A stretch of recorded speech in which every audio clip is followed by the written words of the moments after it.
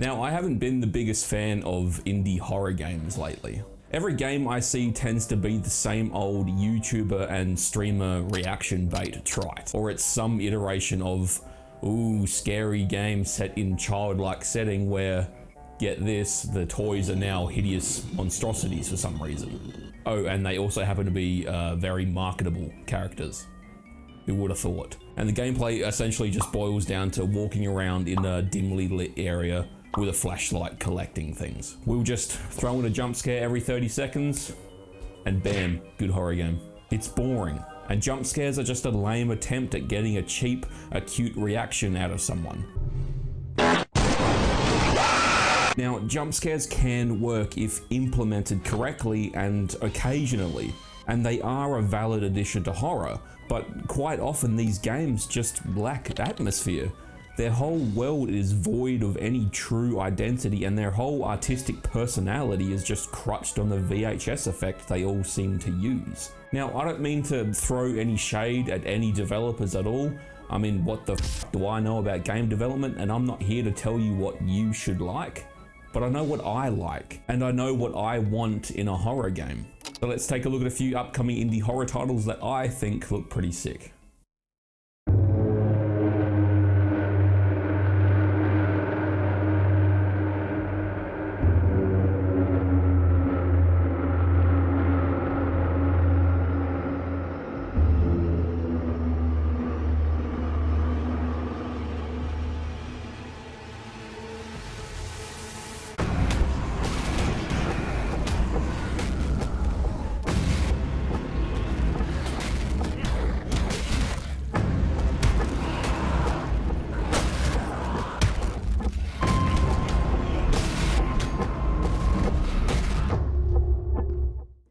The first game I want to take a look at today is a beautifully dark and atmospheric first-person action horror game that seems to be very inspired by games like Condemned and Resident Evil 7. Beyond Hanwell is an atmospheric action horror game where you're trying to unravel the secrets of a stranger known as the Director, and the game takes place in a rich and detailed iteration of Westminster, London, and its surrounding locations that are filled with creatures known as anomalies.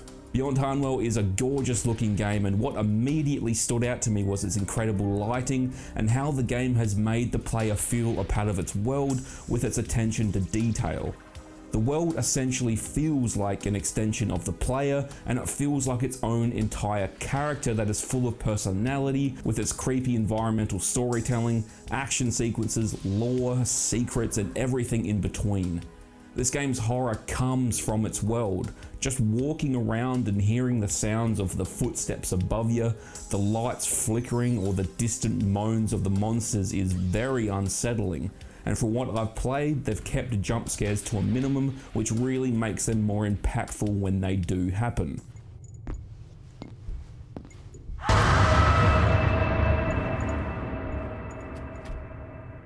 Beyond Hanwell's combat is really reminiscent of games like Condemned, more so leaning into Condemned 2 with its combo system and action-orientated systems.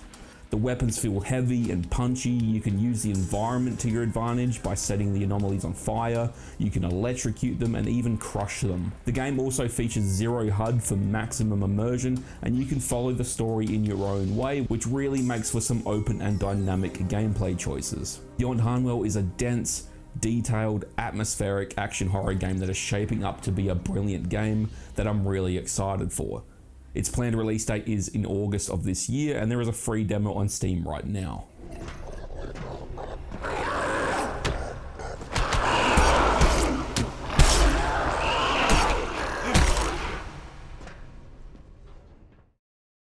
Coming up next is a game that I didn't even expect to like because I'm not a huge survival horror fan. But this game has this freaking crunchy and dirty feel which reminded me of Cultic a lot, which really helped change my perspective on it.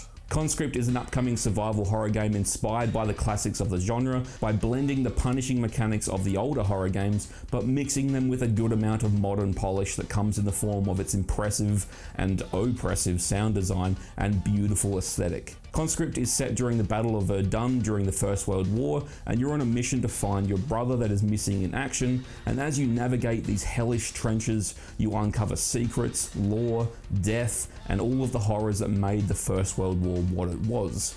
But finding your brother is what pushes you forward. The gameplay of Conscript is slow and tactical, with every action needing to be intentional, every inventory slot needing to be meticulously thought out, and a heavy emphasis on player accountability when it comes to ammo use, combat engagement, paying attention to your environment, and knowing when to not take a fight. Conscript's level design is so detailed and so full of environmental storytelling that really captures the horrors of the First World War. You'll come across soldiers that are left to die from gas poisoning, men that have gone mad from the horrors they've seen, outposts where they've made their last stand, and as you hear the sounds of men dying, the sounds of artillery crashing around you, you're left with this sense of claustrophobia and this like oppressive aura. The game makes you feel hopelessly trapped with no sense of a way out, like you're never gonna find your brother. Now, like I said, I'm not normally a fan of survival horror games because I find them so stressful, but Conscript has convinced me to not be a bitch and give this genre a proper go. And believe me, I can see why people love this genre so much. The thrill of exploring, the tight inventory management that adds extra stress, the slow and methodical gameplay, it's good stuff, and Conscript does a brilliant job at all of them.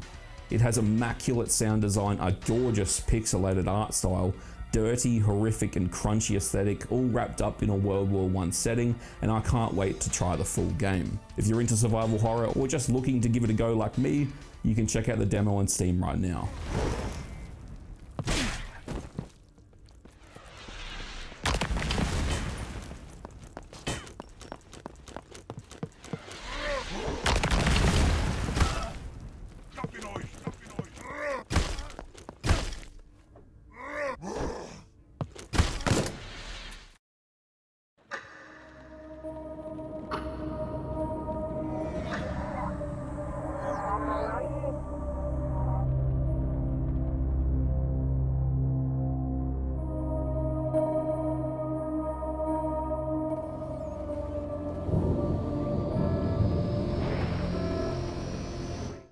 Speaking of survival horror, let's take a look at an upcoming game that takes heavy inspiration from the Silent Hill games. Taking place in Britain, Hollow Body is a tech-noir survival horror short story that follows a woman named Micah, an unlicensed black market shipper that is on a search for a missing partner. After crashing in the exclusion zone, that is this 20 miles of death and decay, sealed from the outside world, you now have to fight for survival any way you can.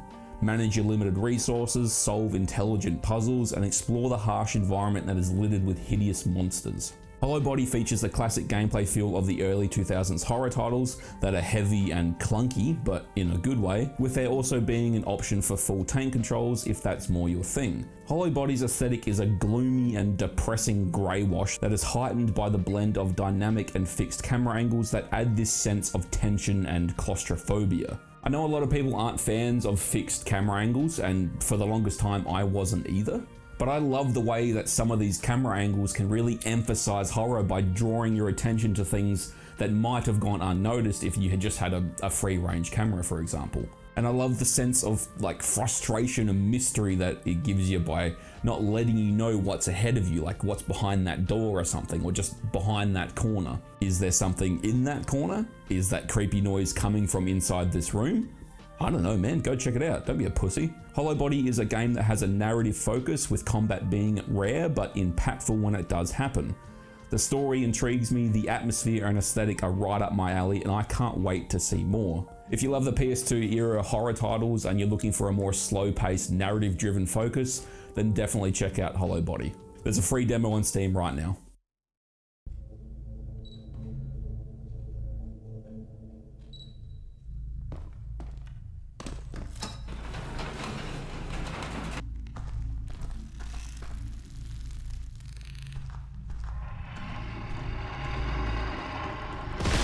You stupid. Divine Frequency is definitely one of the most unique games on this list, and it's one of the most anticipated games for me at the moment. This game is like a blend of cosmic horror, survival horror, action horror. It has a splash of RPG elements in the form of deep character and class builds and dialogue options. It has Souls-like bosses and enemy encounters, all packaged in a retro FPS art style. Divine Frequency is a genuinely unnerving and unsettling game that absolutely nails everything that it's trying to accomplish. At the moment, the story is very vague, so I don't want to dive too deep into that aspect at the risk of getting it completely wrong, but everything that I've played so far is incredible.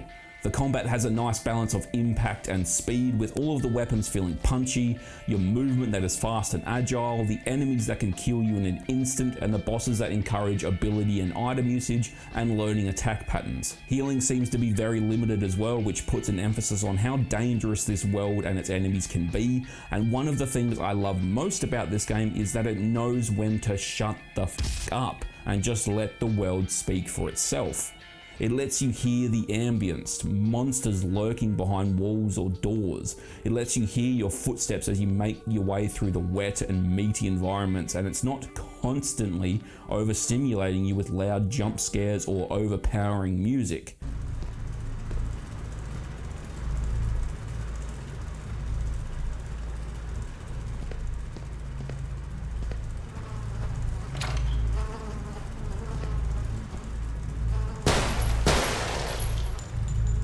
I love the sounds when enemies explode into mush, and the sound design of the weapons just tickle a part of my brain that only a few games have managed to do.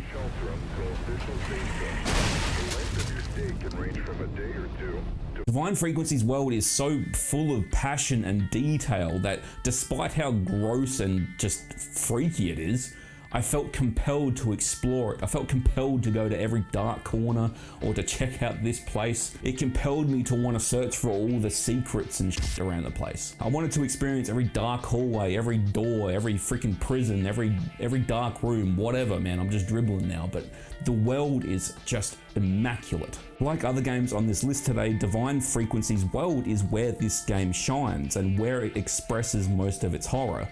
You are constantly on your toes, ready to get snuck up on. The game draws you into its dark corners for the hope of an item, or it can just be a and lead you to your death. This game's aesthetic is right up my alley in many ways, just like Incision, and I can't get enough of it. I'm really looking forward to this game because it's setting out to do something completely different within this genre, and it's absolutely nailing every aspect so far. There's a free demo on Steam right now.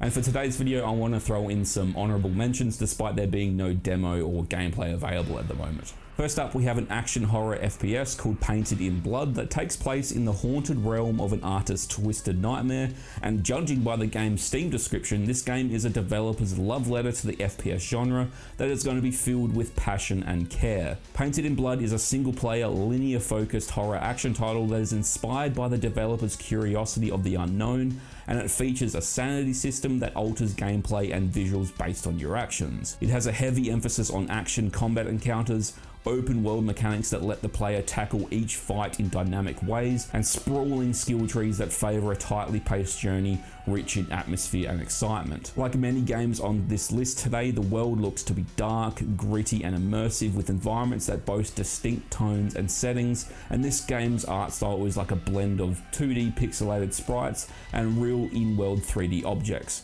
that create this wonderfully curated and unique aesthetic that is a real treat to the eyes. There's not much else to go on other than a few screenshots and a trailer, but by the looks of it, Painted in Blood is shaping up to be an incredible game. You can wishlist it on Steam right now. And lastly for today, we have a story-driven FPS combining exploration, horror and intense combat into an immersive experience. In Decadent, you play as a war veteran turned decadent oculist named John Lorne, and you're on a quest to save your lost son and uncover an ancient secret.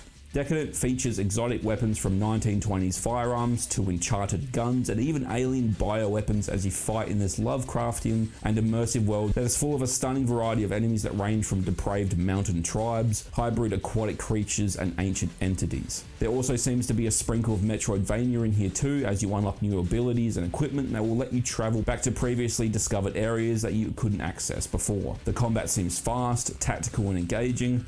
The world that consists of a few different biomes looks to be full of life and encourages exploration. The aesthetic and tone are looking right up my alley, and I can't wait to see more. There's very limited information available at the moment, but definitely keep your eye on this one.